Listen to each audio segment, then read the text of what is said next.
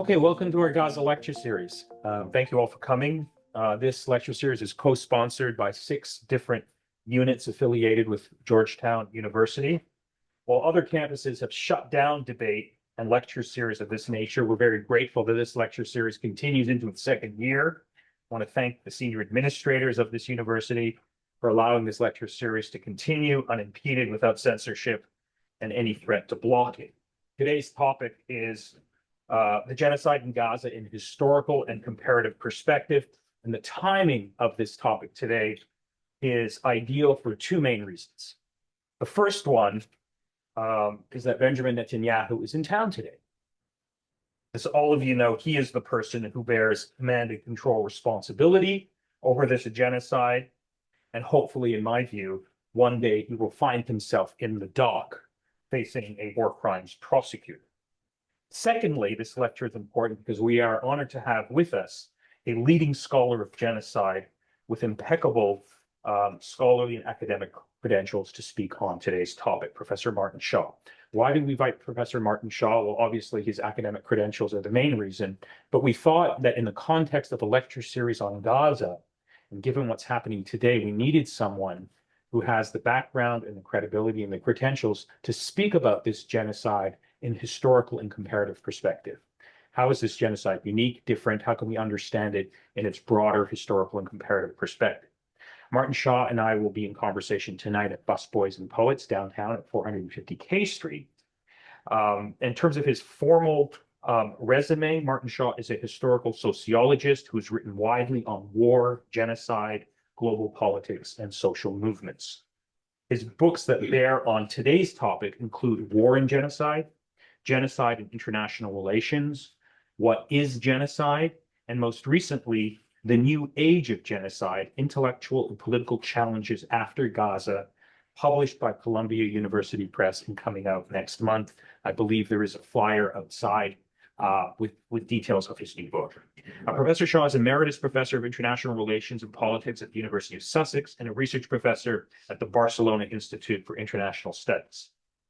Previously, he held a chair in sociology at Hull University in the UK, and more recently, his scholarship and intellectual contributions were recognized when he received a Lifetime Achievement Award in 2021 from the International Network of Genocide Scholars. Martin Shaw is also a public intellectual. Last week, Professor Shaw published in Zeteo an essay called Gaza is Redefining What Genocide Looks Like. And in the same week, he published an article in the leading journal of genocide studies, the Journal of Genocide Research, called Genocide, the Genocide That Changed the World. I want to thank Professor Shaw for making the trip from the UK to be with us today. We're glad that you made it through passport control. It's a huge honor to have you in Washington, D.C. to speak about this topic, which is at the top of not just the national agenda here in the United States, but the international agenda, and will likely remain in that location for the foreseeable future. Please join me in welcoming Martin Shaw to Georgetown.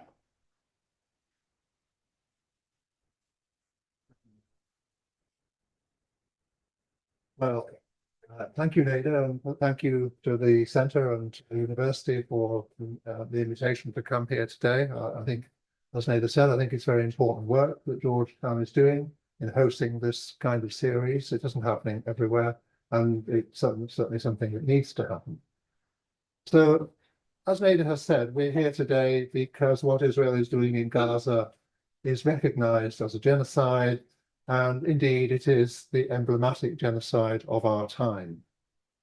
I'm not going to run through in detail the arguments about why it is a genocide, because I think we've got to the point where denial of this no longer revolves around the technical issues of international law. I think it's more a question of people who support Israel's actions or people who don't want to have to face them and do something about them, denying genocide today. So although I will come to many of the arguments which support that accusation against Israel, I'm not going to go directly to them. That's not where I'm going to start. I think it's important to say that what is happening, what Israel is doing in Gaza is a genocide in terms of international law. The legal definition is the deliberate destruction of an ethnic or national group as such, in whole or in part. And I think that is easily met. And I think it's also important to say that the crime of genocide is different from other crimes, such as crimes against humanity and war crimes, in that whereas they are specific crimes, and there are many different specific crimes against humanity and war crimes that can be committed, the crime of genocide is a general crime. It's a holistic crime. It refers to the whole character of the campaign or operation of a state or another armed organization. And so the charge of genocide is of a different character, and the fact that this is widely being made is important in addition to the other crimes which are alleged against Israeli leaders and soldiers. And I also want to say that as a starting point, that I'm not an international lawyer, and my standpoint isn't simply that of international law. Genocide as an idea is both a legal and a socio-historical or sociological category. And indeed, of course, it's also a political category.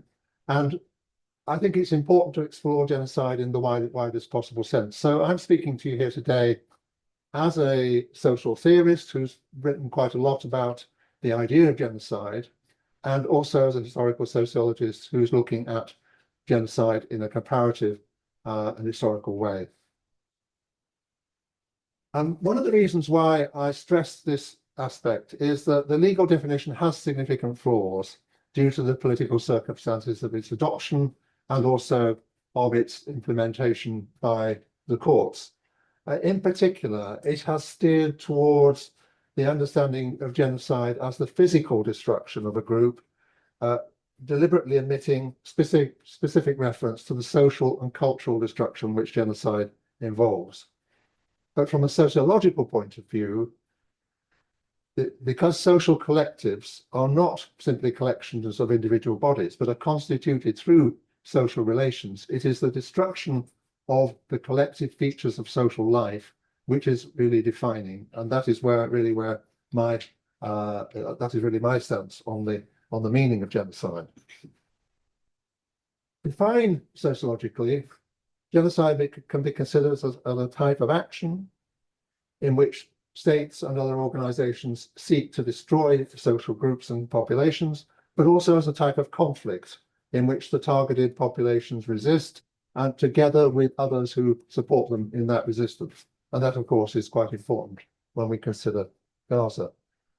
And both as action and conflict, genocide is effectively a perverted variant of war, in which civilian groups, rather than other armed organizations, are the enemy, in which states use hard power to attack the soft power of civilian social life, rather than the hard power of another armed organization or state.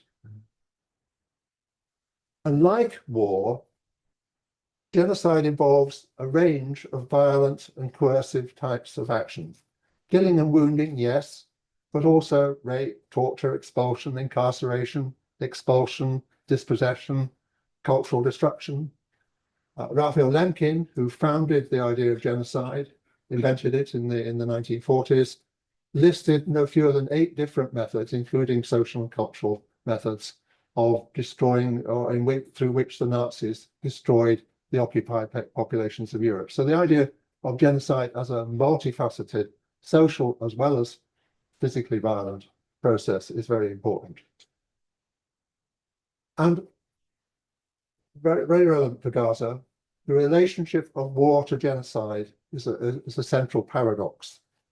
Genocide must be distinguished from war, but it typically occurs within the context of war. That is a normal feature. In the vast majority of cases, this is what is happening. So when we say that genocide occurs, we are not simply talking about a set of events which are completely separate from war. In most cases, we are talking about how war and genocide are intertwined. The final definitional point that I want to resume is that we have to consider genocide in the context of the kinds of episodes that occur. And I mean, the most common idea is the idea of a genocide. And I think to be useful, this idea needs to be used to refer to an episode of considerable size and duration, which does stand out within the war of which it may be linked. But we also need the idea of genocidal violence. We need the idea that the type of action that genocide involves, the destructive violence against social groups and populations, can occur in a more limited way, with limited duration and limited scale. And so, for example, the anthropologist Leo Cooper invented the idea of a genocidal massacre, which seems to me a very useful concept, and to be distinguished from a genocide in the full sense. So in this year alone, the killings of the rapid support forces in Sudan, the killings of militia in Syria that we have seen could be described as genocidal massacres. And in my view, the Hamas's killings on October the 7th were also genocidal massacres. But these need to be distinguished from the sort of 2-year-long total destruction of a population which we have seen at the hands of Israel after October the 7th. So this has been really by setting the scene in terms of concepts and definitions, but I want also to set the scene in terms of how we understand genocide as a historical phenomenon. And I want to link what is going on in Gaza today to this longer history of modern genocide through an understanding of 3 different constellations of genocide in that history, and 3 different types that we could identify. And the first of these is the category of colonial genocide. And I take this as quite a broad category, including a number of different subtypes. So, for example, genocide during imperial conquest and colonization, genocide connected with the slave system. But of particular relevance to Palestine are 2 subtypes. One is settler colonial genocide, which has often been linked to the situation of the development of Jewish community and society in Palestine. And settler colonial genocide has often involved what has been called genocidal violence rather than large-scale genocide. So the historian Dirk Moses, discussing Australia, talks about serial genocidal moments. The sociologist Michael Mann, analysing North America, says that there were rolling waves of genocide over many decades, indeed over more than a century. The other category, though, that of colonial genocide, which I think is particularly relevant, is the category of counterinsurgency genocide, where imperial authorities or colonists or armies target colonized populations. And it's important to mention here, because it connects to what I've already said about the relationship between Hamas and Israel, is that scholars have also identified a variant which they call subaltern genocide, where the colonized massacre colonists. That they have also noted that this usually provokes much greater genocide on the part of the colonists. So the example would be the Herero attacks on the German settlers in Southwest Africa in 1904, which led to what we now recognize as the genocide of the Herero Nama peoples by German imperialism. So these are some of the ways in which I think we can understand colonial genocide as being important in the history. But through this idea of colonial genocide, we get the point that genocide is in history, in modern history, is much more than the history of genocide in Europe, with which it was originally associated. So where, of course, does this European genocide fit in? This is my my second category. And it fits in, it connects to the first category in the sense that what really happened especially in the first half of the 20th century, was that European states and empires turned the kind of violence which they had committed against colonized populations in previous centuries, and were still continuing to practice, against the populations of Europe themselves, or certain populations. And this, again, is a broad category of genocide, and there are lots of different experiences within it. And I think it's important to tease them out. The most common form of European genocide from the late 19th century was the targeted ethnic destruction during the construction of exclusive racial or national empires and nation states, often out of old multinational empires like the Austro-Hungarian and Ottoman empires. And of course, this is really the context in which the Zionist movement itself emerged. The Zionist movement, emerging in Europe at the end of the 19th century, was engaged in the same sort of nationalism, potentially exclusive nationalism, that many other European nationalists were engaged in at that time. And I'll come on in a moment to talk a little bit more about the history of Palestine, but I think we can connect it to this particular strand of the history which has been linked to genocide in Europe. But there are other strands to this genocide. One I'm going to mention, which because it's not particularly because it's important to Gaza, but in a very direct way, but because it's important in a wider sense, is that the other side of this racial nationalism, or certain movements in Europe at the beginning of the 20th century, was a violent attitude towards political opponents, what genocide scholars have called the genocide of political groups.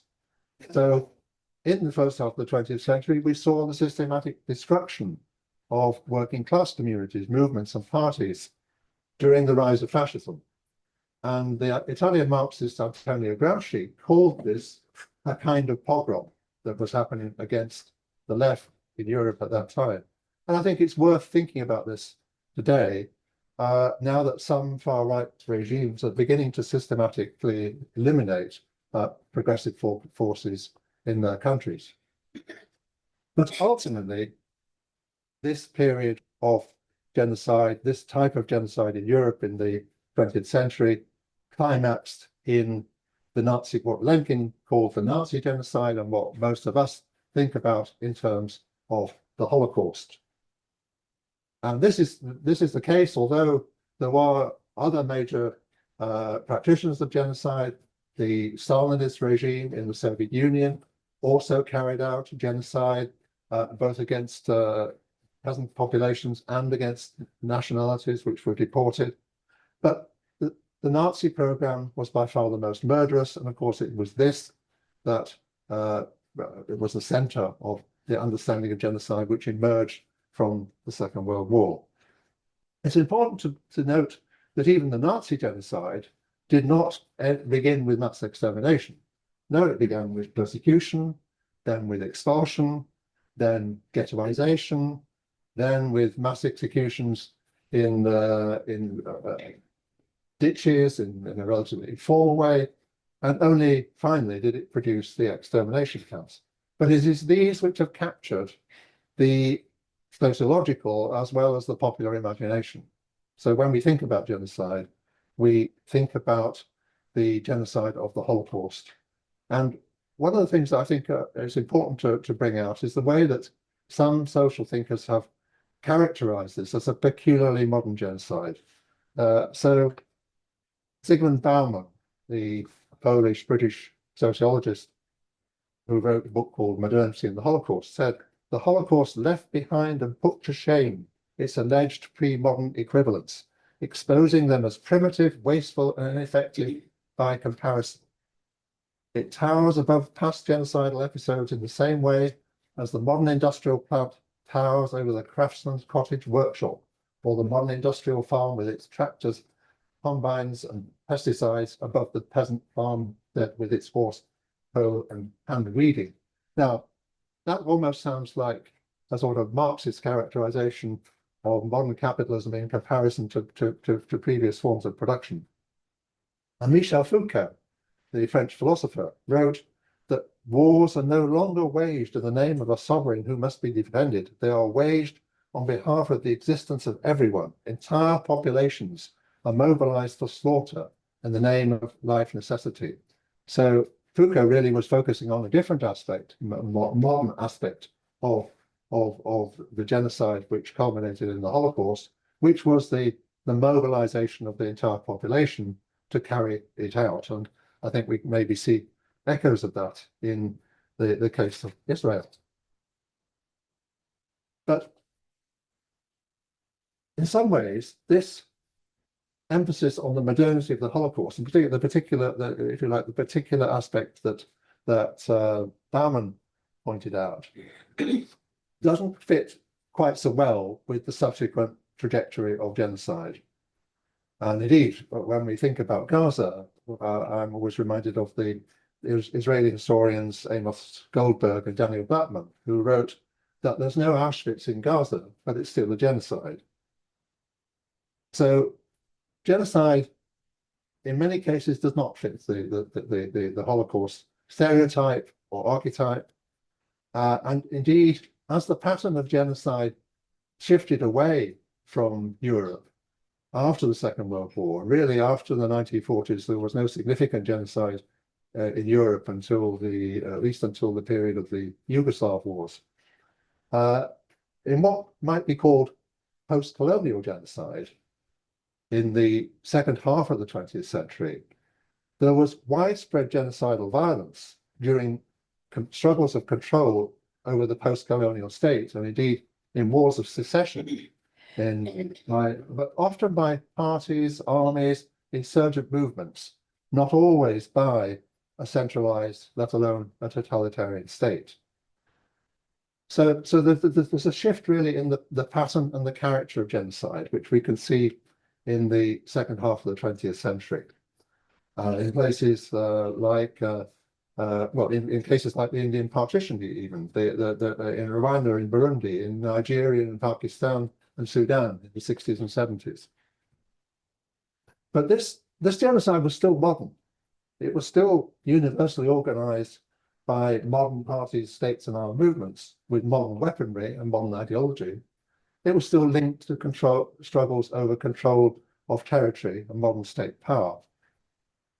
But it was of a different character from the genocide of the Second World War, the way in which that whole period of European nationalist genocide culminated in the Holocaust.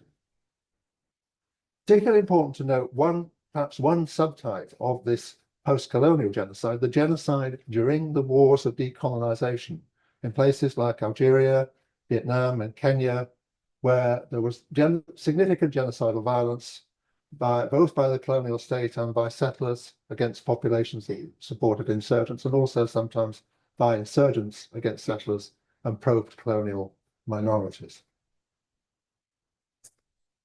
And this pattern continued after the end of the Cold War, but there were some important differences, which I think are very relevant to where we are today.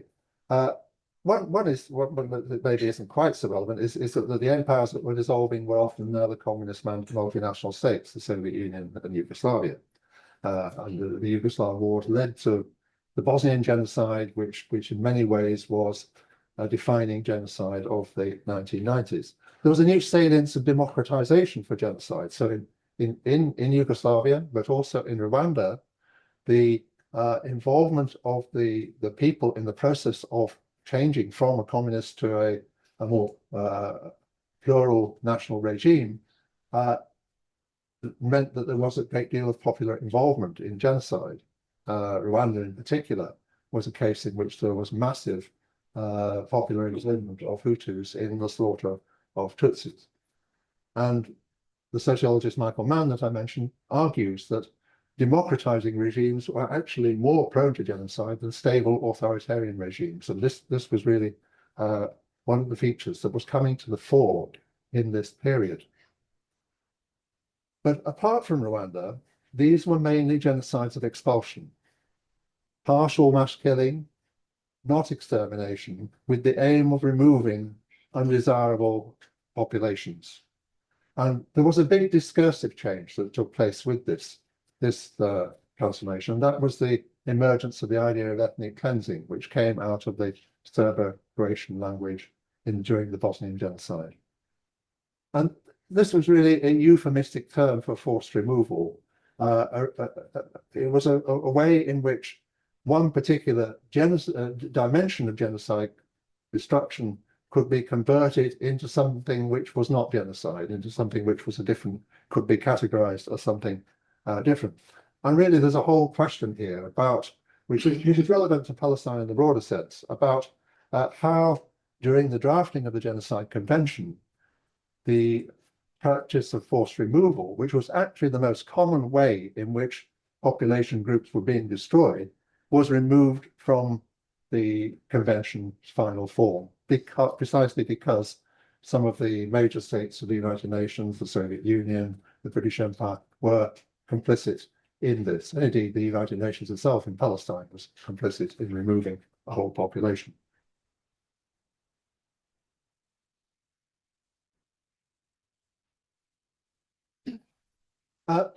Another thing which came out in this period, after the end of the Cold War, was a new argument about the West's role in genocide. The argument really that the problem of the West was its failure to prevent genocide being committed by others. And an archetypal form of this argument was that of Samantha Power in her study of America in the Age of Genocide, published a little over 20 years ago. And she argued that this failure to prevent was not a failure of policy, but actually the successful implementation of a policy of non-intervention. I think that's a very interesting sort of way of looking at what was going in a lot of cases. And the results of that sort of critique were seen in the beginning of this century in a whole new wave of genocide prevention activities, the idea of humanitarian intervention, the idea of the responsibility to protect, and a return to international law with the creation of the Yugoslav and Rwanda tribunals and then the International Criminal Court. So a whole shift in the pattern of response to genocide, driven partly by some states within the West and some actors within the West, not so much by the United States, which of course never signed up to the ACMCU in particular. So how can we approach Israel-Palestine in this perspective? I would argue that it straddles, well, I already maybe suggested, but it straddles several different categories. First of all, Zion isn't a settler colonial project, but it's an unusual project of that kind because there's no sponsor empire of the same ethnicity. It's not a question of British settlers being promoted by the British Empire. It's a question of Jewish settlers being promoted and protected by the Ottomans and by Britain and then by the United States. It's also, and this is very important, it's a very late case. If you think about the history of settler colonialism, really it peaked in the 19th century. And in the 20th century, it's already being challenged by indigenous nationalist movements. So anti-colonialism is on the rise at the end of the 19th and especially in the first half of the 20th century. So Zionist colonization in Palestine is unusual in these two key ways. Zionism's roots also lay, as I've suggested, more in Europe than in Palestine itself. It wasn't a conflict in Palestine which caused the problems. It was the importation of an ideology of a colonial Jewish state imported from the European milieu in which those sorts of nationalist projects were very common.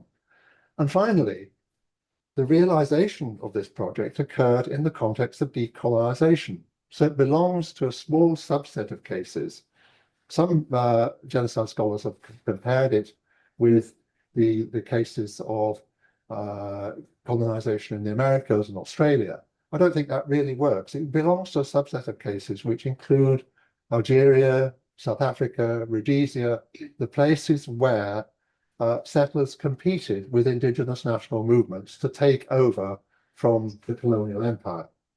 And the unique thing about the Zionist movement is that it was successful in a way in which none of the other settler movements in the end were successful. South African national movement was national party was successful for a very long time, but in the end they failed. So this raises the question of what is the role of genocide in the history of Israel-Palestine before Gaza? I will come to Gaza again very soon, but I want to lay some foundations. First of all, I think we have to recognize that just as colonialism in the Americas didn't always produce genocide, it wasn't inevitable that Zionist colonization in Palestine led to genocide, and for much of history it didn't. And some Zionists did support, at least for a time, a binational state or other forms of cooperation with Palestinians. But as with other settler colonial projects, insofar as Zionism pursued a Jewish majority state, it necessarily entailed either subordinating or removing at least a very large number of Palestinians. It was implicitly an eliminationist project, as the Australian genocide scholar Patrick Wolfe argued about 20 years ago in a very widely cited article. And indeed, if we go to Benny Morris, the well-known Israeli historian, he writes, the logic of a transfer solution to the Arab problem, the transfer meaning the removal of Palestinians out of Palestine into other territories. This logic remained ineluctable. Without some sort of massive displacement of Arabs from the area of the Jewish state to be, there could be no viable Jewish state. And the problem with this, of course, was that, like the Jews in Eastern Europe, a comparison which I think is important to make, the Arabs were attached to their homes, their lands, their communities in Palestine. Indeed, they were coming to favor a single state in Palestine, just as the Zionists wanted a Jewish state in Palestine. So because there has never been a truly voluntary transfer of populations, Zionism implied the forced removal of large numbers of Palestinians, and this forced removal entailed the deliberate destruction of a large part of Palestinian society. So in that sense, in the sense that I argued earlier that we need to be concerned with genocide as social and cultural destruction as well as physical destruction, not to say that there was no physical destruction, but what we're talking about largely is the forced removal of a population. Zionist ideology was incipiently genocidal, and I argue in my new book that it introduced a potentially genocidal structure into Jewish-Palestinian relations. And of course, then the crucial fact is that this structure has been activated. This, you might see it as being potential before 1948, but since 1948, it has been activated. And the forced removals in 1948, what Palestinians call the Nakba, were not even considered ethnic cleansing in many circles until quite recently. So Ilan Pappy, when he wrote his book, The Ethnic Cleansing of Palestine, thought he was making a sort of radical terminological choice. I would argue, though, that because it entailed the destruction of Palestinian society, it can be seen within the framework of genocide. And when I argued this in an article in 2010, the Israeli Holocaust historian Emma Bartov accused me of trying to delegitimize the state of Israel, implying that what was born in blood must go down in blood. Of course, that was never my intention, but that is the difficulty that surrounds this whole discussion. Really, is that it is highly charged in the context of the conflict, which is still ongoing. But this forced removal of Palestinians in 1948 was not, of course, the end of the matter. It was continued with big new forced removals in 1967. And I think we can argue that it has been continued with slow motion dispossession in the occupied territories ever since. So when we consider Gaza in the last 2 years, we are considering both the continuation of this history and a radical rupture with it. I think this is really important really to have both of those things in mind. So Avi Shlaim, the well-known historian of Israel-Palestine, has argued that this was the first Gaza war initiated by the Palestinians. And I think it is important to take seriously the character of the attacks which Hamas launched on October the 7th, which, as I say, I consider to be genocidal massacres. So it began with what I've called a subaltern genocide. And this character of Hamas's attacks is crucial for understanding Israel's actions in response. As in many historical colonial cases, Hamas's actions over less than 2 days have been matched by enormous destruction of a very different character over a full 2-year period.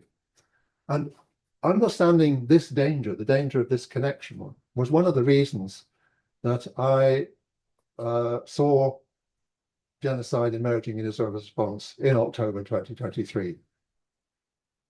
And it was not only though this history of colonial genocide, but also the role that the humiliation of political leaders plays in deciding policy responses. I was thinking of things like the response of George W. Bush to 9/11 and the launching of the war on terror, Putin's response to the overthrow of the pro-Russian president of Ukraine in 2014 when he annexed Crimea and upped the ante in eastern Ukraine. So these sorts of things, this is a pattern which we can find, and there are other cases.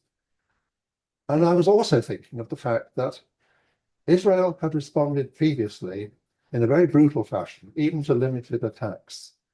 They had this ideology of mowing the grass, which is a euphemism for extremely violent response. They had the strategic doctrine, which is known as the Dahia doctrine, which talks about disproportionate response to attacks by Palestinian armed groups.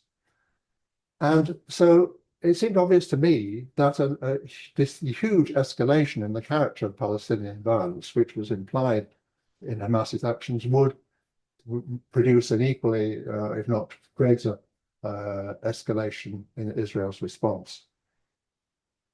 And so I think what we were seeing in October 2023 was a very clear picture, really, if one looked at it in a historical perspective. The genocidal rhetoric of Israeli leaders, which even the International Court of Justice commented on in January 2024, this was not, in October 2023, merely noise. It was a clear indication of the intentions of the Israeli state, which could be seen in the actions. And we saw in that first month, or the first 2 months of the Israeli response, we saw hugely disproportionate violence, and the highest levels of killing of the whole 2-year period that we've had were in those first 2 months. So we saw a war, we saw an Israeli campaign in which war against Hamas and what I would regard as genocide against the Palestinians were intimately linked. And I said that we know historically that genocide often occurs within wars, but it usually occurs in the sense of a dedicated campaign against the civilian population by the armed actor or state. In this case, really, it occurred through the medium of war. There was a usually intimate relationship. When it comes to the international courts, both the ICJ in its instructions to Israel and also the International Court of Justice in its charges against Benjamin Netanyahu there has been an emphasis on the starvation policies. And of course, that has been a really important emphasis in the general discourse of the last 6 months, and rightly so. But I think there's a danger that we see this as, if you like, the genocidal edge of the policies. No, for me, the genocidal edge is very much in the bombardment, which has been the main way in which Palestinians have been killed, injured, bereaved, dehoused, and had all manner of suffering inflicted upon them. So what kind of genocide is this, and how does it fit into our pattern? Initially, I think it was a revenge genocide. It was also involved what Doug Moses has called the drive for permanent security, the idea that somehow if you kill even the children of the Palestinians, they'll never be able to do again what they did on October the 7th. And in this sense, I think the purpose of the genocide in the first year, at least, was primarily to cripple the Palestinian society. And I very early on called in mind what Lemkin had said about genocide, that Lemkin wrote that genocide is the criminal intent to destroy or cripple permanently a human group. And it seemed to me it was this crippling of the society that Israel was focused on. Obviously, Israeli ideologues would have liked to remove the Palestinians, to expel them into Egypt or somewhere else. And that idea has kept surfacing. But that was blocked, especially in the first year. I think that was blocked by Egypt, and also probably that was one thing that the Biden administration might not have followed them of. But this idea of crippling the society really, for me, captures what Israel was trying to do. And Lemkin had written that the crippling of an occupied population and society leads to a daily fight, literally, for bread and for physical society, which physical survival, which handicaps thinking in general and national terms by the population.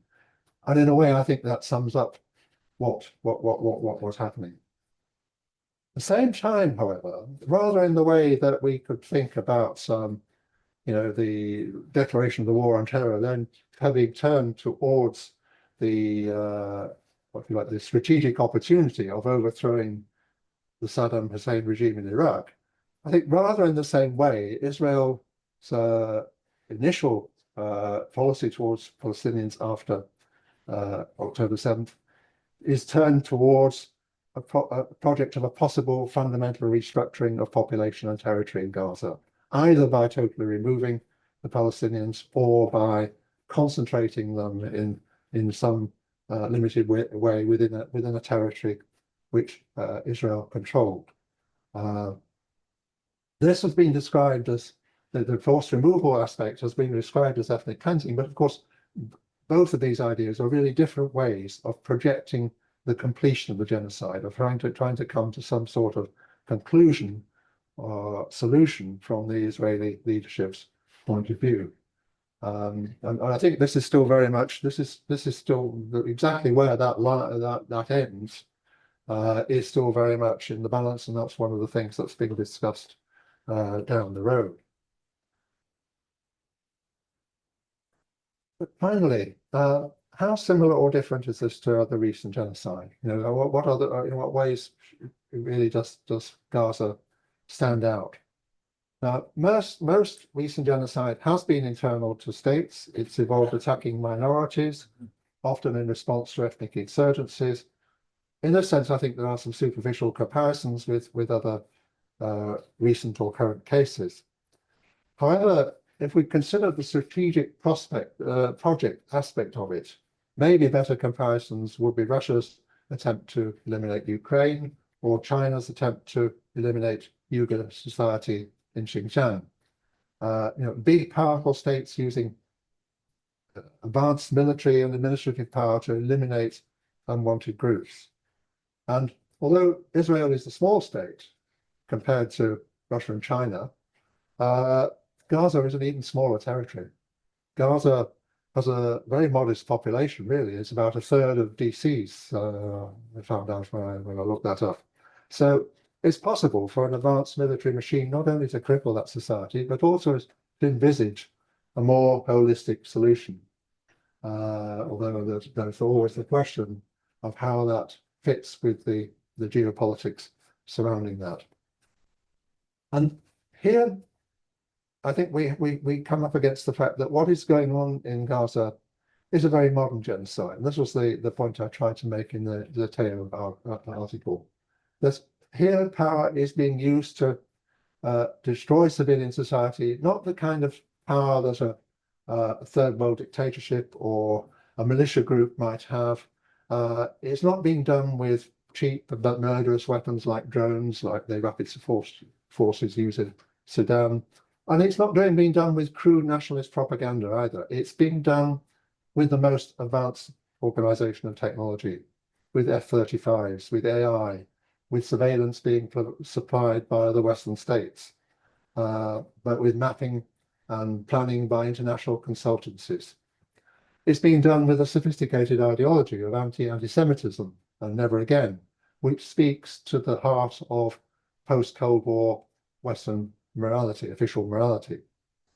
It's been done through the extensive online dissemination of these ideas in a massive Google operation paid for by the Israeli state and supported politically by an apparatus within the main Western political parties. The situation you have here in the United States is not unique. It applies in other countries to a greater or lesser extent true. And this genocide, in terms of its mobilization, I think is an interesting case. Michael Mann argues that genocide typically involves a trinity of perpetrators, a party elite, paramilitaries, and core social constituencies.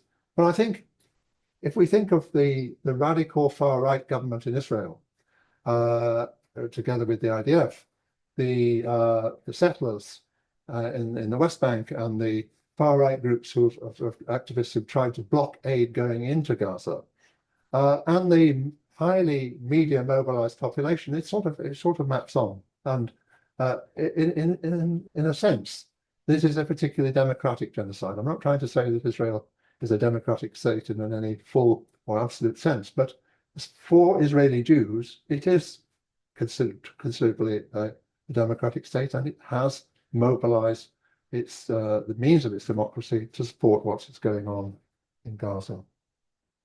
And like Russia's campaign, but I think much more so really, genocide in Gaza has become a sort of an existential national project for Israel, or at least for a large part of the Israeli political elite and the society. So in that sense, that's where the Foucault idea fits in. And this is also very much more international genocide, I think, than many others. Mm-hmm. Most states and movements that commit genocide depend on international support. But I think Israel's support is even more important to what it's been doing than is true in other cases.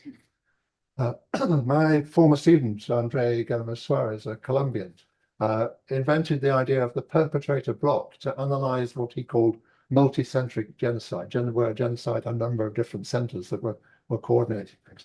And I think here what we can talk about, perhaps, is an internationalized perpetrator block, which obviously focused very much on the Israeli state and army, nevertheless, extends to down the road in the White House, and indeed incorporates other Western states as well to a greater and lesser extent.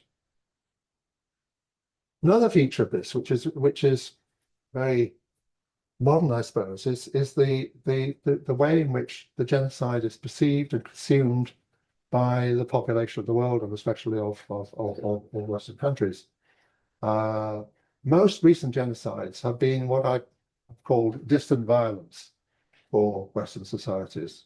So if we think about Sudan or Ethiopia or Myanmar, really these are noises off as far as the population of Western countries are concerned. But when we talk about Gaza, we're talking about, it's been called the first live stream genocide. And this is despite the fact that Israel has killed Palestinian journalists and excluded international journalists. It has been ever present in one way or another in our mediated world. And so it's rather like we're all living in Rudolf Hess's garden in the zone of interest. That we are able to see over the fence, as indeed, of course, Israelis in southern Israel are able to see what is going on in Gaza in front of their very eyes. But we see it on our television screens, on our social media feeds. There's another sense in which it's unprecedented, which is a little bit more positive, that there has been an unprecedented anti-genocide movement. There was something of a movement against the Darfur genocide in the early 2000s, but this has been much bigger and more powerful. And there are very many people across the world committed to trying to oppose this genocide. So I would argue, in conclusion, that many of the features of the Gaza genocide do not apply to others in recent times, and didn't even really apply in the case of Rwanda or Bosnia in the 90s. The death tolls may be bigger in some other cases, but the historical significance is very different. So I call this the new age of genocide. This is a genocide that has been perpetrated by the West, not by its enemies or by its secondary allies. And the Samantha Power argument has been superseded. The problem here is not non-intervention, but deep intervention on Israel's side. International courts have been unprecedentedly active on this case, but they have also been unprecedentedly attacked by the United States and Israel, and barely defended by Europe. And all this was true under Biden, but Trump's direct intervention in managing the conclusion of Israel's policy towards the Palestinians in Gaza has changed the character of the events, and I think shifted the center of the axis of the perpetrator bloc much closer to where we stand today. So, although I think there are differences, there are very big differences with historical precedents. Gaza has moved genocide back to the center of world politics. It's not in itself a mega genocide in the way that the Nazi genocide during the Second World War was. It does not directly involve the other great powers in a conflictual sense, as was true in the Second World War. But it's very different from many of the genocidal conflicts that we see elsewhere in the world and have seen in recent decades.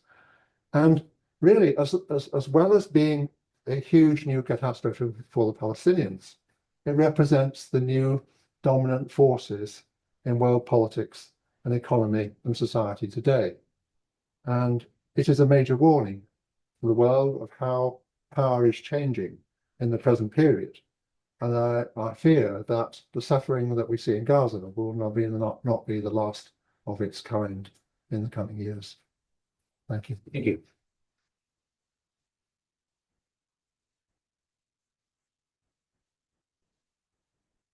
Would you like to sit down?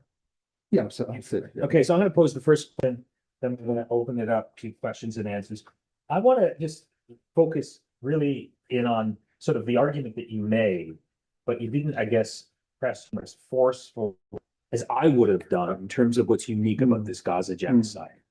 And I think if you look at all of the different factors that are unique about this genocide, it's live streamed, the population has nowhere to flee. I think Arab states are deeply complicit in this genocide, but I think the most distinguishing feature for me is that it's the first, at least in my lifetime, the first genocide that is openly backed by Western liberal democracies. Yes. So if you take Canada, the United States, and the UK, both the governments and the opposition parties are basically on a pro-genocide position. Even today, as we approach the second anniversary of the genocide, these countries, mostly the United States, but Canada and the UK, are still shipping arms to the country that's perpetrating the genocide, to the government that's perpetrating genocide. People are rounded up and thrown in jail for protesting the genocide. And so this is what's historically unprecedented. Yeah. We've never seen this before. And in many ways, it goes back to an argument that you mentioned in your Journal of Genocide Research article, that historically speaking, the biggest genocides were in the sort of pre-modern era, in the era of colonialism and imperialism, when European states were committing genocides. It seems like we've come full circle in many ways. We're back to a moment where these same countries in the West are involved in perpetuating a genocide that they were, after World War II, the loudest proponents of trying to stop, to promote international conventions, to sort of mobilize the world to not let this happen again. But we've arrived at a moment where these same countries that, rhetorically claim they oppose genocide, are deeply complicit in a live stream genocide. And this is truly shocking. I think future historians are going to look back on this moment and when they see what's happening, I mean, look what's happening today in this country. The leading proponent, the person who has command and control responsibility over the genocide, is here in this city. And for the third time, he's been invited by the Trump administration. And last year when he came to Washington, D.C., he spoke before a joint session of Congress where he received 61 standing ovations. And I know that because my research assistant watched the video and counted. So this is this is something that I never thought in my lifetime I would witness. I think it's the truly unique, distinguishing characteristic of this genocide. And the question is, why? Why are all of these countries that purportedly claim to stand for these universal values, a rules-based order, et cetera, are they so deeply complicit in this genocide? And it looks like they're going to continue to do so as long as this genocide goes forward. That's sort of the big, unique characteristic that deserves, I think, more attention and focus.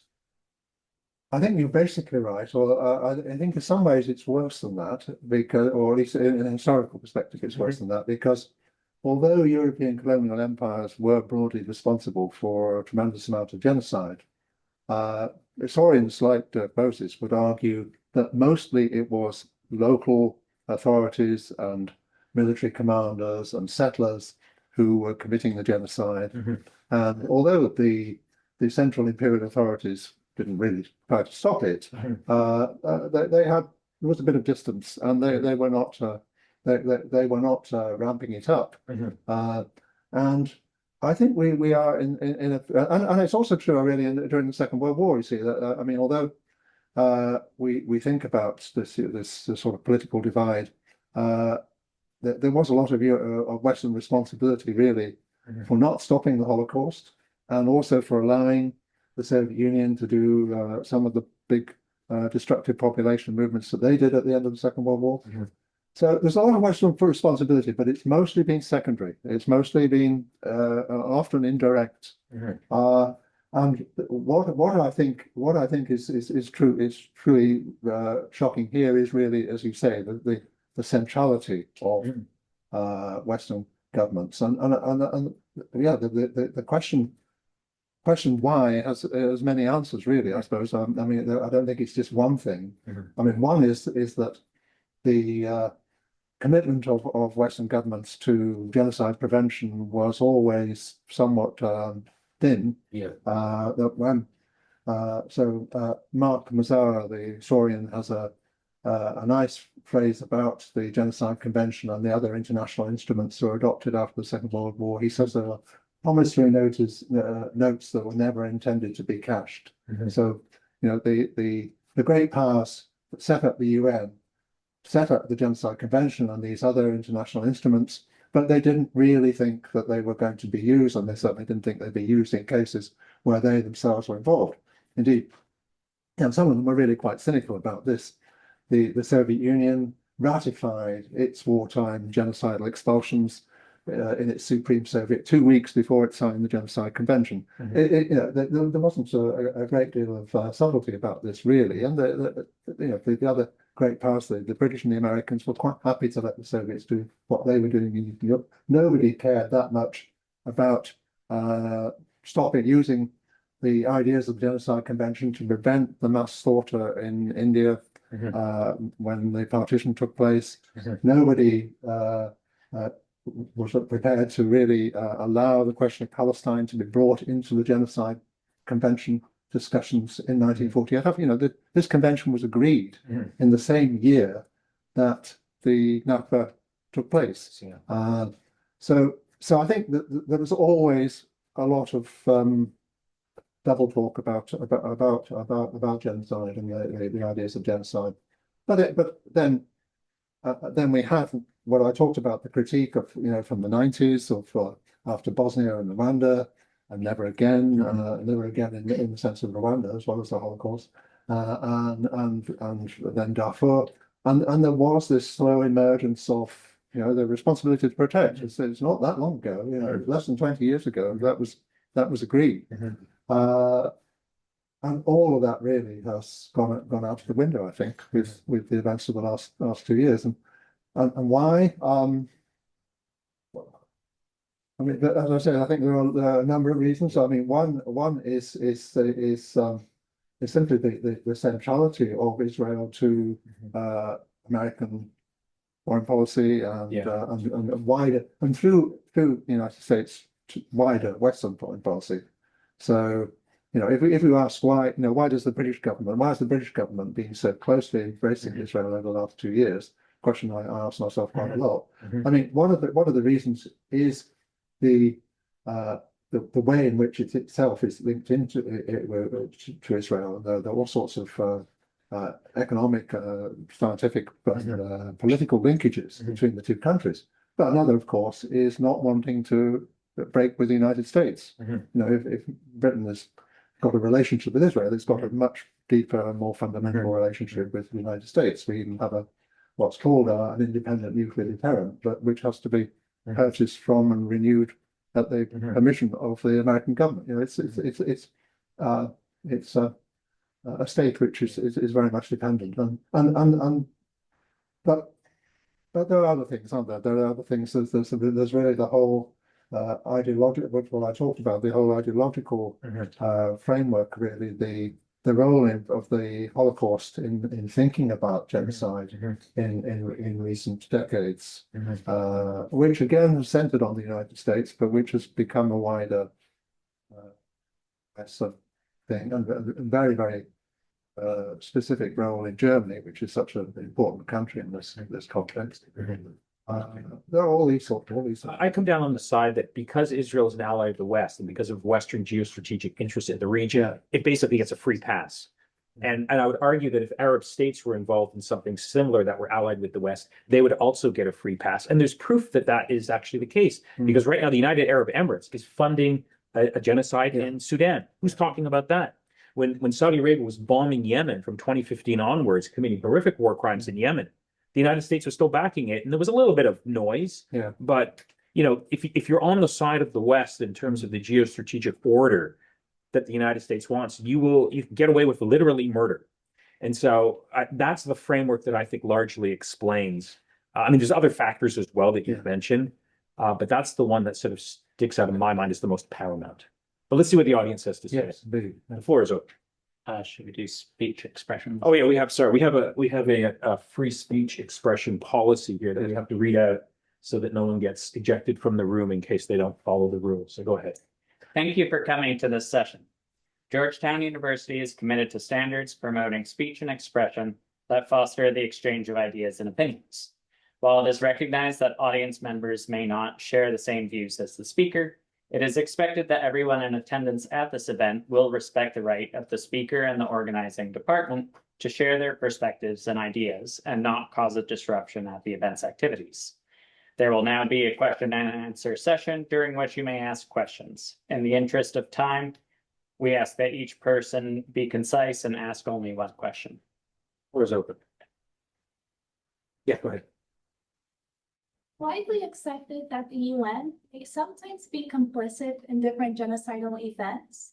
So how can we hold this agency more accountable when navigating international crises? Do you have an example of how the UN has been complicit in, let's say, genocide? I think in your speech you've mentioned that. Correct me if I'm wrong. We were talking about UN complicity. Well, I mean, clearly the UN is more than the sum of its parts, but it is to a large extent dependent on the major states which make it up. And so, the UN I mean, we could argue that the UN was complicit in creating the situation in Palestine in 1948, with its partition plan. We could argue that the UN was complicit in the Rwanda and Bosnian genocides in different ways. I mean, I don't want to be simplistic here. I want to say the UN often enters into situations where genocide is occurring or might occur with intention of trying to control the situation and prevent violence taking place. But clearly also at times it directly or indirectly contributes to that. And we have seen examples like the handing over by the Dutch UN peacekeepers at Srebrenica of Bosnian Muslim men and women, men and boys, I'm sorry, to the Serbian Bosnian Serbian army who then massacred them. So there are a number of cases in which the UN forces in UN interventions have not actually worked out the way that they are supposed to here. I mean, the UN. I mean, the UN is this complex organization which I say has lots of different political inputs into it, and we can see it in the present crisis. We can see it in relation to Gaza, can't we? We see the way that the United States can block the Security Council from doing anything at all meaningful against Israel, just as Russia can block the Security Council doing anything against it over Ukraine. But we also know that the UN General Assembly can take actions under its own on its own account if certain circumstances and that have been moves in that direction. So it's a complex organisation. It reflects the world that we're in. In that sense, it's a very imperfect organisation. But I mean, obviously, we need something like it. And we have to try and find ways of making it work better in the right direction. Yeah, at the back, go ahead. First of all, Dr. Shaw, thank you very much for your insight and for your intellectual courage long before others have, claimed this to be a genocide. I think you've recognized this.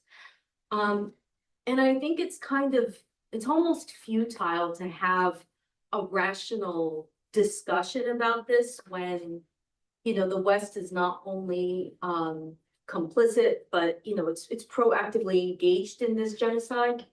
But and mind you, the Israeli government has invested tens of millions of dollars even before this genocide started, before October 7th. They started already with the PR campaigns and the marketing firms and all of that to hypothetically set the stage. But how do you respond to the argument that the Israelis have that this was all in self-defense? And were there equivalent, arguments that maybe the Nazis had or other perpetrators of genocide have had in the past that, that might be similar, have similar responses? Well, I think, I don't know about historical comparisons. I think states often claim that aggressive actions are undertaken in self-defense. If we think again about Ukraine, the Russians invaded Ukraine in the name of protecting the Russian-speaking population of southeastern Ukraine, who they said were being threatened by the Ukrainian state. So it's something like that is quite common. I mean, how I would respond though in the particular case of Israel is I would say even if we take the situation in which Israel found itself on October 7th, 8th, 2023, and we don't take into account everything that's gone before, there is something strange about the fact that they had so few forces in southern Israel protecting that border. And actually, when you look at it, it's not so strange because their forces were mainly engaged in the West Bank. They were reported to have 32 units in the West Bank and 2 in southern Israel. And what were they doing in the West Bank? They were actually protecting and supporting the settlers who are engaged in terrorism against the Palestinians in the West Bank. So I think there's we have to first of all say that if Israel wanted to defend its citizens, it should have been trying to defend its citizens rather than committing atrocities or supporting atrocities and extortions of Palestinians elsewhere in Palestine. Obviously, we could then get into the question of whether it's possible for Israel to claim a right of self-defense against people it is technically occupying in Gaza. The legal right of self-defense in international law refers to state-on-state violence, and so Israel cannot claim that right in relation to the Palestinians that it is occupying in Gaza. That's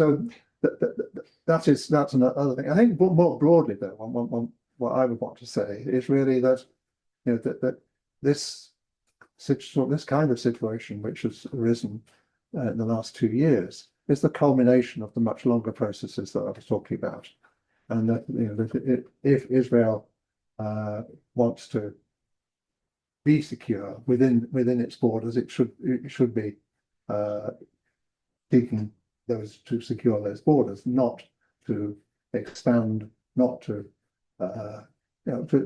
basically to militarily dominate not only Palestine but the whole of the wider Middle East region, which is really what it's up to. So I would say really that if we look at the pattern of Israeli actions, I mean, it's incredible the number of territories and states which it has attacked in the last year or two alone. This is not a state which is engaged in self-defense. This is a state which is engaged in using military power in an aggressive external projection to dominate others. And really that is what needs to be examined. I have a question here online, but I want to go to the room. If there's another question in the room, we'll go to that one first. Yes, sir. Go ahead. Awesome. Thank you so much for coming and speaking. I just was really interested in how advancements in technology is going to impact this new era of genocide, both in military surveillance, but then also communication with all of us being in that garden in the zone of interest, like you said, but then also how this technology is being used to mobilize citizens to consent to these genocides. Well, I mean, clearly, genocides, like any other form of political or military action, depend on the technologies which are available at the time and which are available to the actors. And Israel obviously has capacities to mobilize the most advanced technologies in a way in which some other genocidal actors don't. So I think that we have seen that with the way in which they have been able to control and understand the Palestinian population. The way in which even before October the 7th, they were controlling the amount of food that went into the territory, and and they had a policy to calculate the number of calories, the average number of calories which Palestinians in Gaza would be receiving. So there are many different ways of levels of which this operates. But I suppose more generally, I would say that we are, even if we consider other actors, we are in a very dangerous period. Because the technologies which are available now are expanding the possibilities of power and the possibilities of control in ways in which we couldn't envisage in the past. Even the destructive, directly destructive technologies, the use of drones by actors like the rapid support forces is very, very, very, very shocking. It doesn't match what Israel's doing at all, but it's given that most of the actors who commit genocide are groups like the rapid support forces or states more closer to that level of power. I think it's still very, very concerning. So let me pose a question from someone online, and it's many ways, I think, you probably heard this criticism before. The question basically goes like this. Do you find any difference in the genocidal intent displayed by the statements of Hamas versus Israel? And this speaks to your sort of thesis on subaltern genocidal massacres by Hamas. You write in your article that you view that Israel's genocide in Gaza began as a counter-genocide in response to this subaltern. You also say the genocide in Gaza is a co-production of Israel and Hamas. So how can we think about this in sort of historical terms and more objectively? When we think about genocide, we understand one of the core features of genocide is intent, but it's also the capacity and the ability to carry it out in terms of, the actual, events on the ground. So you seem to be drawing a parallel here. There seems to be sort of and many people, I think, who come from the global South, come from the Arab and Islamic world would, disagree with that sort of framework that you've established. They would argue that, look, there may be genocidal intent, but the structure of violence in the relationship between the occupied and the occupier is so different that to try and sort of establish parity in intent does not advance an objective understanding of these massacres that are genocidal. How would you respond?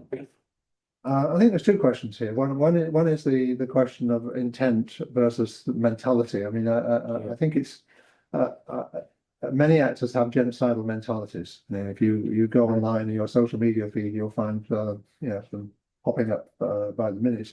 But it's also true of political leaders. I mean, President Trump is quite happy to consider the possibility of removing all the Palestinians from Gaza. For me, that is evidence of a genocidal mentality. But intent, as it is understood in international law, and I think more or less as we must understand it sociologically, is more precise. So yes, Hamas leaders have made at different points in the past genocidal expressions of genocidal ideas towards Israeli Jews, and of course Israeli leaders have done this over a long period. It's not something new that popped up on October the 8th, 2023. But we have to ask what is the intent, and I think I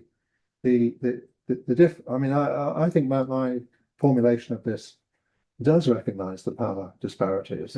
My distinction between genocide and massacre and a genocide, I think, is an important recognition of that. But what's entailed there is a recognition that because of capacity, there was no way in which Hamas could envisage anything more than a very short-term, localized massacre right, or destruction of Israelis.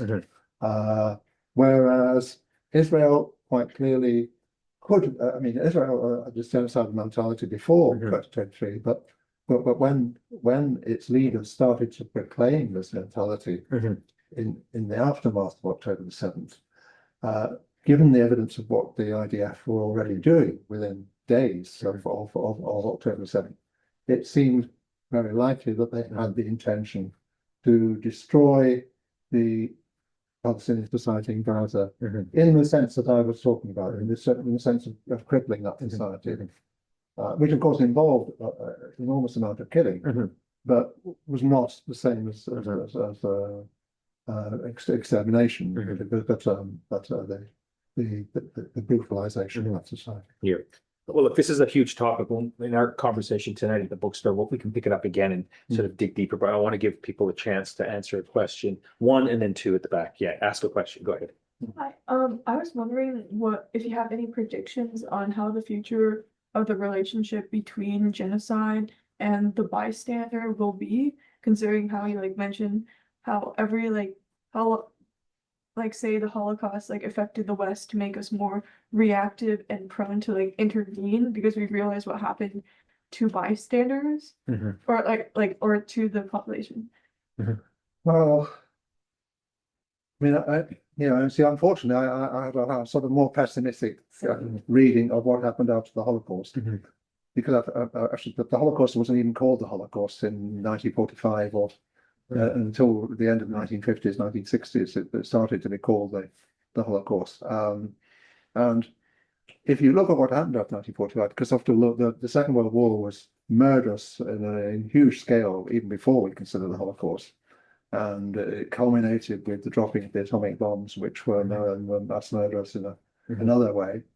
After 1945, the mass killing of the Jews it was certainly regarded as shocking, but it was just one of the many horrors of the Second World War, as far as most people were concerned. And the populations of all countries, really, Western countries, but other countries too, were basically concerned with, getting on with their own lives and rebuilding their own economies and societies, and they were not concerned with justice for the survivors of the Holocaust, or with recognition of the Holocaust. But that was a process that took place over a period starting in the late 1950s, and it was the product of big cultural trends, growing number of cultural artifacts which portrayed and displayed the Holocaust to the population, and also political trends. Suddenly, gradually American or the Western political leaders picked up on the Holocaust as an expression of total evil, and made it the center of their political morality and their worldview. So this is a process, but there was always a contrast really between this ideology, if you like, and the way it was institutionalized, and how people actually treated victims of genocide generally, and even indeed how people treated the survivors of the Holocaust themselves. Many of whom had to fight in Western countries to regain objects which had been stolen by the Nazis. It wasn't an automatic process at all. It wasn't necessary. So, I mean, so I suppose what I'm saying is, I walk around English cities, and I walk around Washington here.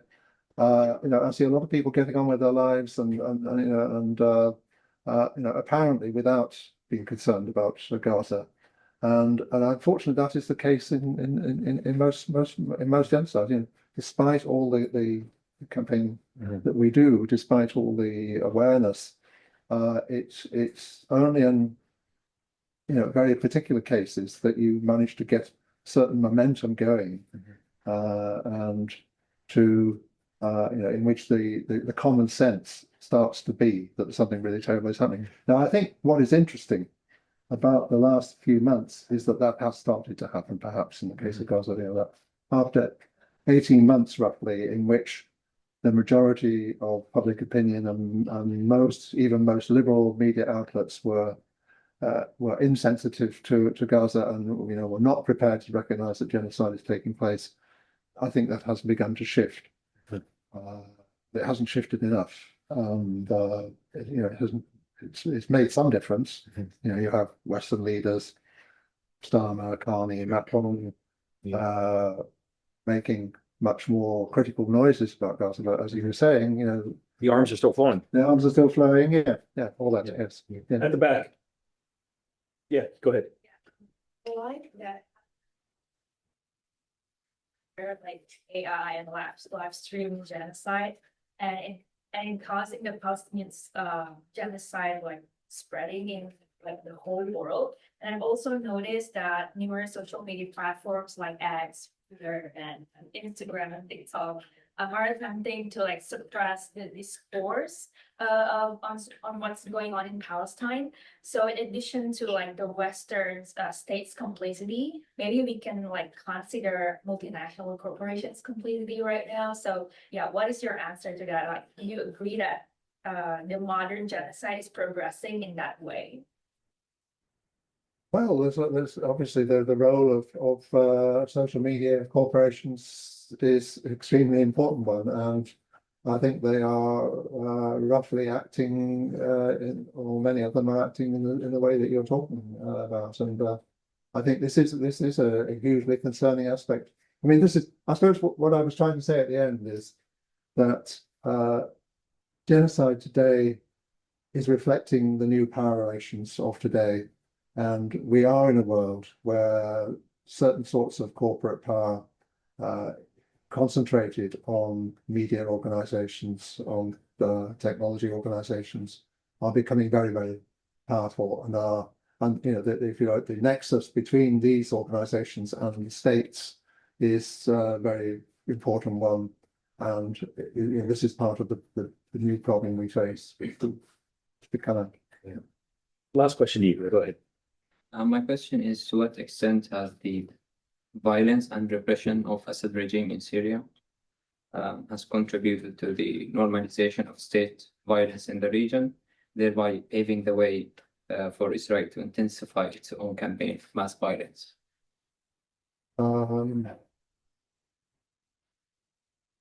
well, I think it's certainly true that